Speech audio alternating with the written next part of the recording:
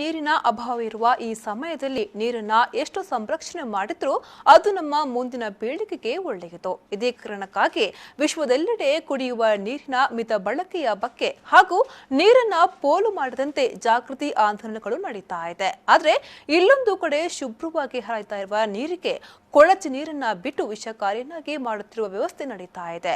ಈ ಪ್ರಕ್ರಿಯೆಯನ್ನು ನಿಯಂತ್ರಿಸಬೇಕಾದ ಆಡಳಿತ ವ್ಯವಸ್ಥೆ ಮಾತ್ರ ಕಣ್ಣು ಮುಚ್ಚಿ ಕುಳಿತಿರುವುದು ದುರಂತವೇ ಆಗಿದೆ.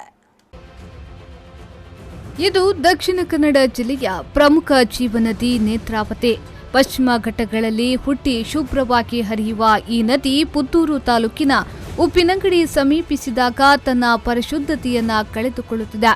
ಹೌದು, ಉಪ್ಪಿನಂಗಡಿ ಪೇಟೆಯಲ್ಲಿ ದಿನನಿತ್ಯ ಉತ್ಪತ್ತಿಯಾಗುವ ಡ್ರೈನೇಜ್ ನೀರು, ಹೋಟೆಲ್ ತ್ಯಾಜ್ಯ, ಕೋಳಿ ತ್ಯಾಜ್ಯ ಸೇರಿದಂತೆ ಎಲ್ಲಾ ತ್ಯಾಜ್ಯಗಳ ಮಿಶ್ರಣ ಈ ನದಿಯನ್ನ ಸೇರುತ್ತದೆ. ಮಂಗಳೂರು ನಗರದ ಜನರಿಗೆ ಕುಡಿಯುವ ನೀರು ಇದೇ ನದಿಯಿಂದ ಪೂರೈಸಲಾಗುತ್ತಿದ್ದು, ಇದೀಗ ಮಂಗಳೂರಿನ ಜನ ಇದೇ ಕೊಳಚೆ ನೀರನ್ನ ಕುಡಿಯುತ್ತಿದ್ದಾರೆ ಎನ್ನುವುದನ್ನ ಊಹಿಸಲು ಕಷ್ಟ ಸಾಧ್ಯವಾಗಿದ್ರೂ ಇದು 100% ಸತ್ಯವೂ ಆಗಿದೆ.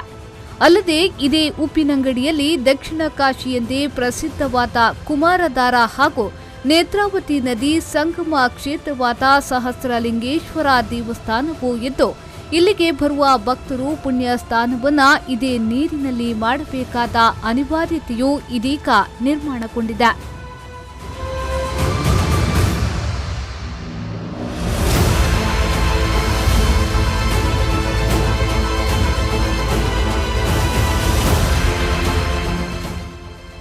ಈ ವ್ಯವಸ್ಥೆಯನ್ನ ಸರಿಪಡಿಸಬೇಕು ಎಂದು ಪರಿಸರ ಪ್ರಿಯರು ಹಾಗೂ ಉಪ್ಪಿನಂಗಡಿ ನಾಗರಿಕರು ಸಾಕಷ್ಟು ಬಾರಿ ಸ್ಥಳೀಯ ಪಂಚಾಯತ್ಗೆ ಮನವಿ ಮಾಡಿದ್ರೂ ಯಾವುದೇ ಪ್ರಯೋಜನವಾಗಿಲ್ಲ.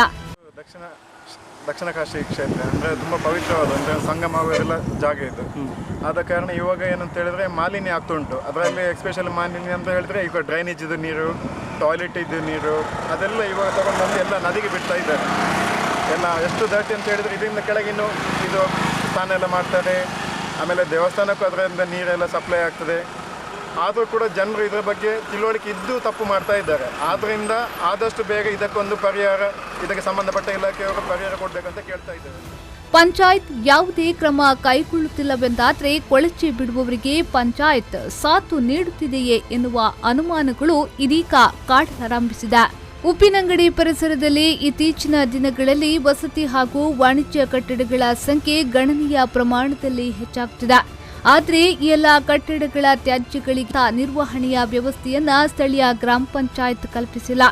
ಈ ಕಾರಣಕ್ಕಾಗಿಯೇ ಕಟ್ಟಡ ಮಾಲಕರು ತ್ಯಾಜ್ಯಗಳನ್ನು ನೇರವಾಗಿ ಪವಿತ್ರವಾದ ನೇತ್ರಾವತಿ ನದಿಗೆ ನೇರವಾಗಿ ಬಿಡುತ್ತಿದ್ದು, ನದಿ ಇದೀಗ ಸಂಪೂರ್ಣ ಕಲುಷಿತಗೊಂಡಿದೆ.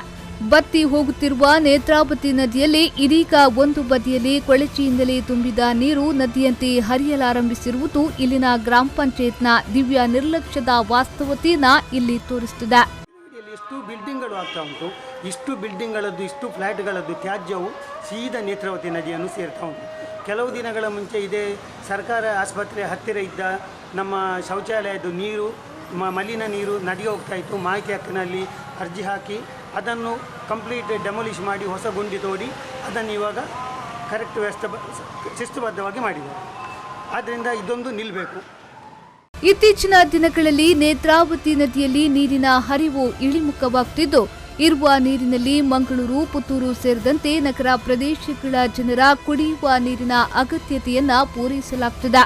ಆದರೆ ಉಪ್ಪಿನಂಗಡಿಯಲ್ಲಿ ಈ ರೀತಿಯಾಗಿ ನದಿ ನೀರನ್ನ ಮಲಿನಗೊಳಿಸುತ್ತಿರುವುದು ಮುಂದಿನ ದಿನಗಳಲ್ಲಿ ಜನರ ಆರೋಗ್ಯದ ಮೇಲೂ ಪರಿಣಾಮ ಬೀರಲಿದೆ.